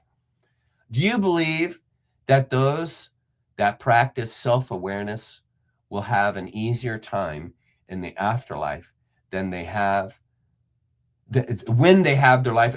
Absolutely. And yes, absolutely. And I think that, and here's the thing, this is why I think that the psychedelic experience is so important. Terence McKenna used to say that the psychedelic experience is a what is the word? It is well, that's it. It's a birthright. It's a birthright. And he considered things like sex as a birthright. If you don't have sex your entire life, like you never fall in love with someone and have sexual expression with them and giving yourself to them and they give themselves to you, you've missed a very important part of the human life. Does it mean that you're empty? Does it mean that you've had a bad life? No, I'm not saying that at all. I'm saying it's an important part of experience. Another one would be swimming in the ocean. That would be a birthright. There's something about invigoration. Swimming in the surf and swimming in the ocean is a human birthright. You should experience that as a human being. And it's the same thing with psychedelics. You should experience these things before you die. This is an important part of your experience. And the thing about psychedelics is they take you out of your mind. In other words, they take you out of the hallucination that is life. They're anti-hallucinogenic is what I like to call them. And so when you take the hallucinogen, what you're doing is you are ripping your mind, you're tearing your mind out of the illusion that it's living in. And you are brought to the space of epiphany. That's called the spiritual world. And the psychedelic medicines will show you that world in your conscious life now. And that is priceless. That's a birthright. And when you have that experience in your life now, you are better prepared for when you die and your mind again is ripped out of your body. Because that's what happens when you die. Your soul, that which animates the mind, your soul comes out of your body. And so if you have that experience or experience like that called the psychedelic experience in your life, when you have that experience when you die, you're not like, oh my God, oh my God, oh my God, oh my God, like you are when you have your psychedelic experiences here. So you save yourself that. And so that when you die, it's like, okay, I've been in this space before. This is just like the psychedelic space. Nothing new, moving on, learning, growing. You see, that's an entirely different moment than the person who's never experienced psychedelics and they die. And they go into the space of having their mind ripped out of their body, or their soul ripped out of their body, and they've never had any experience like that, even close. And I've taken psychedelics, so I know that you haven't, because I know what it's like to live a life that's never taken them. And a person has that experience. If you haven't already been in that field, working that field and learning that field, my friend, when you pass away, you're not going to be prepared. You're not going to be, you can't believe that world. I cannot put it into words. And it is very important. It is your birthright to prepare yourself for when you die. That's what Buddhism is. And having the psychedelic experience is part of the preparation. It's one of the initiation rites necessary so that when you die, you stay nonplussed. So that when you die, it's like, okay, I'm ready for this. I've prepared. That's why that psychedelic experience is so important, to ease your transition out of the hallucinatory, illusory life into the real spiritual world. It's very important to begin to walk that path and familiarize yourself. It's your birthright. It's an initiation rite that you should walk while you're an adult here alive on this planet, because it will help you navigate the wackiness that it is to live in a wonder. That's how you do it. If you want to be able to live appropriately in a wonder, you basically have to rip your mind out, and then you'll be able to live appropriately as soon as you stop thinking about it. This here, I like this. Chuck, in my experience, the more light you emanate, the more you are attacked. Correct. Very often, especially if you're a public figure. Now, if you're, the more you can emanate a tremendous amount of light as a yogi, but you're going to be out in the forest, you're not going to be being attacked by the public, right? But you emulate light in the society. The society is not so into having anybody shining any light. And so the society is going to give a tremendous amount of pushback to anyone who comes up with a new idea, anyone who disobeys, anyone who thinks for themselves, anyone who doesn't parrot the narrative. They're going to get attacked. And it's the STO that doesn't obey. It's the STO that doesn't parrot the narrative. It's the STO that doesn't get in line, because the STO is aligned to a higher frequency, a higher world. And that is intimidating to those that have not realized that level of epiphany. And so it is our tendency as human beings, as low frequency beings, to chastise and attempt to shoot down anyone who has a realization that is outside of our purview. And it's the work of the STO to begin to realize other people's awareness and graduation into higher thoughts are to be celebrated. When a person has a higher concept of the world than you do, it is to be celebrated when you learn this, not attack that person. He said something different. You see, it's the larger minded individual that will emanate the light that will cause those that are in darkness to be perturbed, because they're being awoken. The light is shining on them. And when a person is asleep, unaware and insensitive, it hurts, because it hurts to get sunburned. It hurts to open your eyes when they've been closed all these years. And who's the one that's opening the eyes? Who is the one who's shining the sun, sunburning everybody? The STO. The STO. And so, yeah, you become a lightning rod for hate, attack. I mean, my God, you guys should see some of the letters I get every week. It's incredible. I literally am called a white supremacist almost every week. It's incredible. It's incredible. People that are asleep do not like to be exposed to those who talk a language they're not used to. The Christian doesn't like a language that isn't Christian. And so they're going to shut down anybody who's talking the spiritual world without equating it to Christianity. The scientist is not interested in someone that's not talking evolution, not interested. And they are to be shut down if they're not talking about evolution correctly. Do you see what happens? It's all about widening your mind and realizing we all have different opinions, we all have different experiences, and the idea is to be tolerant and loving and accepting of people who think differently than you. Welcome to life. What do you think? Oh my God, it's already been an hour and 40. Are you kidding? What do you think about all this Palladian Light Company videos all over the internet calling us star seeds of the future? Does it feel real? It doesn't feel real. Hi, Ricky River Wake. Nice. Well, I haven't seen a lot of what you're talking about. Maybe my internet feed's a little different than yours. But I do see folks that talk about star seeds. And I think of a star seed as an individual who has a very large awareness, and they're full of courage because they're sharing their awareness with the world, which, as we just talked about, is risky. The life of the STO is risky. And so there are people, and I believe this to be true, that are awakening at a faster pace than others.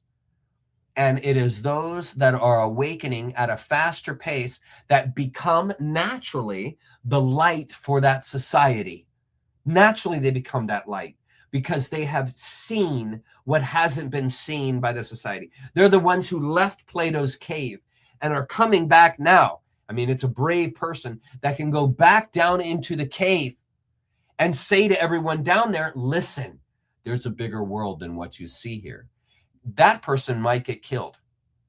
That person might get killed because the human being, when the human being gets stuck on an opinion or stuck on some idea, they're going to shut down, shoot down anyone who then compromises their ability to hold that opinion. And so the star seed right now is going to be the lightning rod of the society. And anyone who's talking a different kind of narrative, anyone who is telling you to be disobedient, anyone who is telling you to think for yourself is going to be the one that's shot down immediately by the lowest vibrational people. So it's going to be the ones that are getting the most light, the ones that are getting exposed to the most sun are going to be the ones that are going to get the most angry at the lightning rod. That's the lightning. And this is how you know someone's awareness level. The more angry, the more plussed a person gets from the events that happen around them, the less they have graduated in their psyche. It's the person that can handle the lightning, that doesn't get plussed, that gets the hate mail and doesn't lash out and attack and go after and shut down. Do you see what I'm saying? It's the person that's long suffering. And you can begin, this is how you know who your mentors are. The ones that stay calm, the ones that face oppression and just ride right into it, that don't feel the need to yell and curse people out when they disagree with them, that allows other people, you can say and feel however you wish. You can do your thing. I'm not going to get plussed. I'm not going to feed your anger. I'm not going to feed your nonsense. I'm not going to feed your lack of awareness. I'm not going to lower myself to that point. I'm going to stay in the higher awareness, non-plussed state. This today has been unbelievable. Hey, Biker Chick, your thoughts about the Schumann resonance and the solar flares that have been happening. People be blaming all their issues on this, and I don't know what to think about it. Well, the sun has direct impact, the solar flares. Whenever you see the holes in the sun, that creates a tremendous amount of radiation, of wind, of solar radiation that radiates out of the sun. So when you see the big black spots that come around and what they say face the earth, what's happening when that happens is that hole, the sunspot, the corona that is around normally in that part is not there. So the inner energy that's coming out from the sun doesn't have the corona to impede that. And so we get a blast of X-rays, we get a blast of radiation that bombards this planet. And just like you're going through emotional states and you get bombarded with bad news, let's say, there's effect in that in your day. And sometimes it lasts for weeks. Like you might get bombarded with some bad news and then it just knocks you out for weeks. Like it's really hard for you to get your bearings back. Okay. Think of the Earth's electromagnetics in the same way. And as that radiation pours out of the sun, it affects the atmosphere for days, for weeks. And that's called weather, earthquakes, volcanoes. And as these things occur on the planet, this is our planet and the plate tectonics vibrating and pressing in on each other, expanding and contracting in on each other. And this generates earthquakes. This all comes out of the electromagnetic flux from that solar radiation. And all of these things affect human beings because we're electromagnetic beings. We're affected by the electromagnetics around us. And when the electromagnetics, here's that great word again, are perturbated by the solar wind, guess who becomes a volcano? You and me. We begin to express because the electromagnetics of the earth is changing and the electromagnetics of the ionosphere is changing as that radiation strikes the earth. And we are affected by that, friend. We are affected. Like, that's why they built the pyramids, because the electromagnetics that it generates affects the people that are inside the pyramid. So you can think of the earth in a similar way as a pyramid. And we are in this enormous electromagnetic flux called the Schumann resonance, called the earth ringing. And as that radiation comes out of the sun, it rings the earth. The earth vibrates like the mallet going around the quartz ball or the quartz bowl that the lady at the beginning of the show had purchased. I think it was Christy. And as you run that mallet around the bowl, it rings that bowl. As the earth is exposed to the radiation, to the waveforms, to the power that's coming out of the black hole and out of the sun, it rings the earth, rings it. And as the Earth's Schumann resonance, which is its core resonance, becomes to raise, there's a density that comes out of that frequency, that increase in frequency and amplitude. There is density there. And that electromagnetic density hits you, affects the population, affects the crust of the world, affects the atmosphere. And this is all in play. This is all part of the flow that's coming out of the black hole. You'll begin to understand. I just take that concept and just explode it out to concepts of the black hole and the stuff that comes out of Cassiopeia. And you'll begin to realize you are in this massive electromagnetic flux that has all different layers of density called consciousness. And this consciousness densifies in all these different layers and is affected by the pulses that are coming out of the black hole and out of the sun. And we are affected by these things. Incredible question. This is incredible. If the soul returns within a year of leaving, who do we see when we see? You're seeing illusions. You're seeing the same thing you see here. You're seeing illusions. When we see souls that have already left this room, you're seeing illusions. My granddad comes to me often. Is this a resonance that he left? Could be. But what you're seeing is residual. You're seeing what's coming off of the core. So whatever your grandfather's core was, you are seeing the resonance. When you experience your grandfather who has passed away now, you're experiencing the resonance that came off of his core. He's now in 4D or 5D, wherever he is. He is in the spirit world, if not on another planet, emanating his spirit there. And so because you come from his blood, come from his DNA, you are naturally tuned to his vibration. What vibrates him most likely has resonant harmonic effect on you, just like the vibrations of my father have harmonic effect on me. And we're all the same in that sense in who we are from our parents. Okay, and so that is what you are experiencing, Sophia.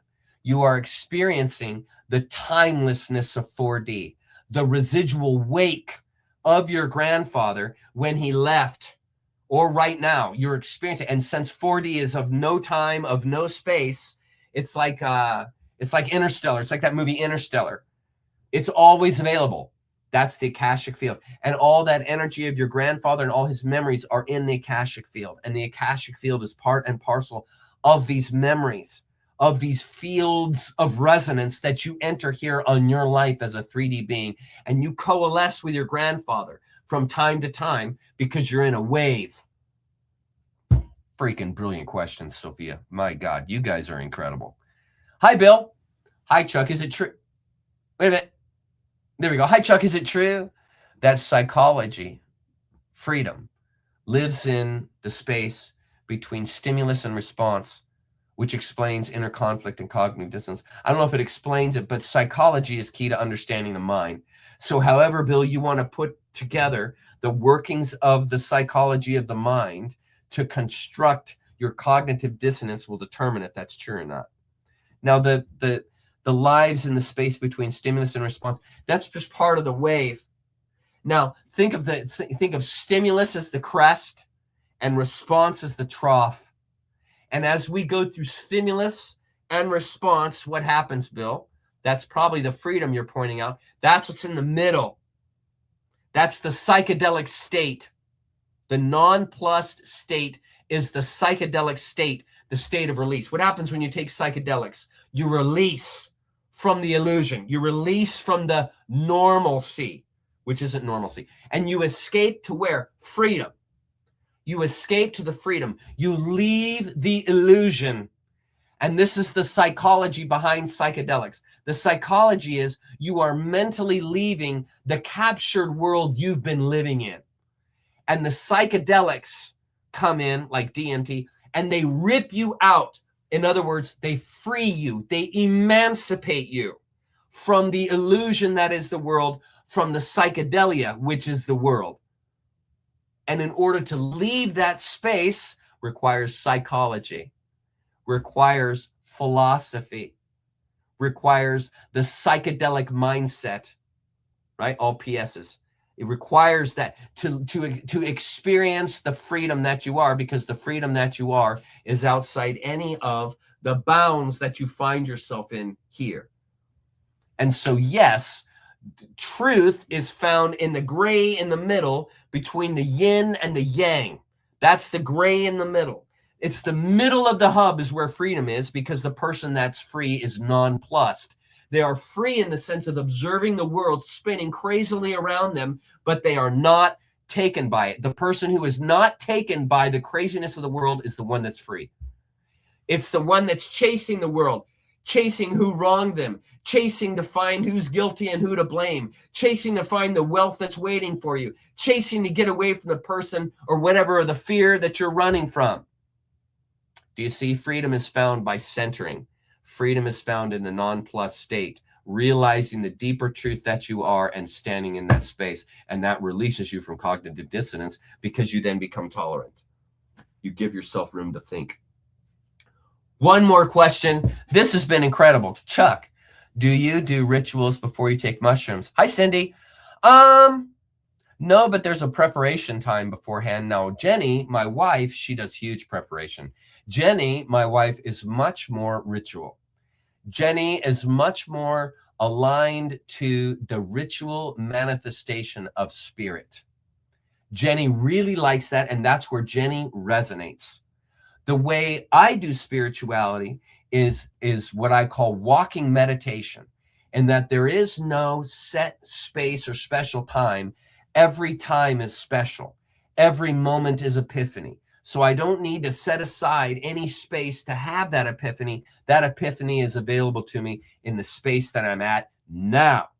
And so to me, that's the difference. And neither one is wrong. This is what you need to understand very carefully, Cindy. Neither one is wrong. The person who engages in the ritual, who has the crystals, who has the special date and time, who sets aside time, and all that stuff is a part of it, that's all correct. That is the correct thing to do. The person that doesn't do any of that, the person who makes no special time, the person who has no special amulets, the person that uses no crystals, that is absolutely correct. That's the way to do it. You see? Both are correct. Both are 100% correct. Welcome to cognitive dissonance. And so how a person spends their time with the mushrooms preparation for it is up to them. Chuck, can you do yes. In many ways, I think the best ones are when you're alone. Chuck, can you oh, I can't answer this fast. Okay. Chuck, can you recommend what hallucinogens someone should start with? And is cannabis? Yes. Cannabis would be the most gentle hallucinogenic that you can take. It will take you out of your mind in the sense of it is anti-authority. So when you develop a relationship with cannabis, you develop a relationship with anti-authority, because cannabis has no time for anyone telling it what to do. It's a plant that says, you ain't going to tell me what to do. I'm going to do it the way I want to do it, and I don't give an F what you think. That's the way cannabis is. And so it bleeds this on to its users. So the people that develop a relationship with cannabis, the people that utilize cannabis as a daily medication, they take on that same, I ain't obeying. I'm not doing what you're telling me to do. I'm not going to follow that order. No. You're not in charge. I'm not going to listen to you, Mr. Authority. I'm going to do it the way I want. I'm going to think for myself. This all comes out of developing a relationship with the plant world, because the plant world brings you back to your humanness. And we didn't come here to parrot, obey, or do as told. And so the plants realign you to your truth. That's your truth, because you didn't come here to follow somebody. You didn't come here to take orders. You didn't come here to get in line. And the plants just simply help you realize that's the truth. The plants just simply help you realize exactly, and have you be okay with it without getting plussed about it. And then once you have established that, and you don't get any anxiety when you take cannabis, and you're completely chill and it's okay, but you're not drooling on your couch, you're actively participating in art and your life, you've now established what I like to call a rapport. You have established a musical centeredness with the plant kingdom. And then once a person has established that, then you can graduate to stuff like mushrooms would be a great next step. And microdosing mushrooms, they have a very similar attitude to cannabis. Very similar attitude. Independent thinking, self-responsible, thinking past the normal boundaries and lines, not taking yourself seriously, beginning to be sincere in your approach to the world. Cannabis and mushrooms are going to encourage all of this in you. It's going to encourage all of this in you. And so it's a very slow step. And then eventually, once you familiarize yourself with that, and you've established your relationship with the plant world, and you have established a really wonderful rapport with nature, your natural self, then you can graduate into shit like DMT and really leave the planet. Really rip yourself completely out of your mind and escape completely into the land of the free thinking individual. Because the last thing the authorities want is for all of us to be free thinking individuals. That's the last thing they want. And this is why they don't want you using cannabis, mushrooms, or DMT or ayahuasca or any of these things, is because the last thing they want is for you to think for yourself. Last thing they want. This has been this chat, we have done this for 2 solid hours straight. I cannot believe I'm coming out of this thing alive. Glad to see you guys. Happy to see you. We're going to do this again in 1 week. Stacy, if you want to put up the times and schedules coming up, we're going to be meeting at 5 o'clock on Saturday. We meet every Saturday at 5 p.m. my time. That's 7 p.m. Eastern time every Saturday. And I do a lecture. This Saturday, I'm going to be lecturing on the Great Awakening. We're going to be talking about waking up, leaving the normalcy of the world, waking up to that the world is an illusion, making your own world, developing your own thought, developing your own mythology that aligns to your experience. That's what we're going to be doing in this Great Awakening. And we're going to be there for the next 1 to 2 weeks. And then we're going to be doing the series of all series. We're going to be finally be doing the goddesses. And to be honest with you, I really had no business doing this series before now, because a rookie should not do the goddess series. Because see this gal right here? She's not messing around. You see her? She's like, do not play with me. Can't you just see it? You don't mess around with an awakened lady. They are independent thinkers, and they should be, and they're absolutely beautiful. That's why she's so beautiful, because I mean, look at the triplets here. Absolutely gorgeous. I can't get into all the metaphors right now. We'll get into it when we talk about the goddesses. But when you see something like this, you see the sincerity and you see the incredible beauty, but you also know there ain't no mess around now. We ain't messing around anymore. It's time to grow up. It's time to mature ourselves as adults and move out of this male dominant nonsense. And we need to mature into the goddess. We need to mature into the deeper sense of life, the deeper flow of life, which is what she represents. She represents love and purity and knowledge, awareness. See the red dress she's wearing? That is red fire. That is action. Look how she drapes herself with action. Look how she's wearing white. White is a signal of purity. This is pure action. This is action from the heart. This is action of truth. That's why those 3 young ladies here are wearing all white. This is truth being shown to you, truth being rendered to you. And this is what this series is going to do. It's going to render truth to you in a way that you have never heard or seen in your life. That's why I'm so excited about it. No mess around. So it's good time. So we're going to do that starting in about 2 weeks, and we'll be on that one for a while, because we are not going to disappoint this young lady right here. We're not going to disappoint her. She's been looking at me all week. She's been looking at me all week saying, Chuck, don't F this up or I'm coming after you. And she's not kidding. This is nature incarnate. There she is. So we'll be studying all that stuff. Good stuff. Love you guys. Thanks for being here. Thanks for being a part of this. Thank you for participating. We also meet on Sunday at Zoom, and I welcome all of you who want to become a member of Nature Creature to join us at Zoom for us to share an even more intimate time together as a family. So I just want you to know that if you want to go deeper with Nature Creature, it's available to you. And if you want to study this stuff more intensely, you can. I am available here, and I've offered my time to members, and there's a whole world that's available to you if you want to grow deeper in this stuff and you want to graduate. So I'm here for you, and I'm here to help in any way that I can help you graduate yourself. I can't hold your hand on the way out, but I can certainly hold your hand on the way in and show you the ropes, but you're going to have to dig your way out. That's the way it works in this world. Here we go, right here. Great post there. Thank you for that, Stacy. And I'm going to play the postlude so you guys can hear the music as we leave today and can continue the chat. You're welcome to continue to chat. I'll keep it up. I'll keep the post here. And you guys can hang out, have a good time. My brain is melted. we covered subjects tonight. It's like, what? So my brain is going to melt. Thank you for melting my brain. I would like to tell all the chat right now, thank you for melting my brain today. I absolutely got thrown into it, and I love it. Please throw me in, guys. When it's question time, please let me have it. No holds barred.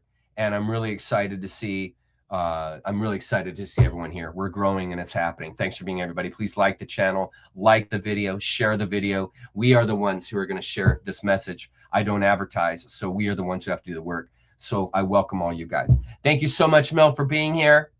Thank you so much, Mel, for being here. It was great seeing you, love, and you had some great questions tonight. Thank you for being here, Jessica. You have a beautiful name. That's my daughter's name. Beautiful name there. Yeah. Love to you too, Sophia. You had some amazing questions tonight, Sophia. Thank you. You had some amazing questions tonight. Thank you so much. Thank you so much. Thank you so much. Thank you, Gretchen.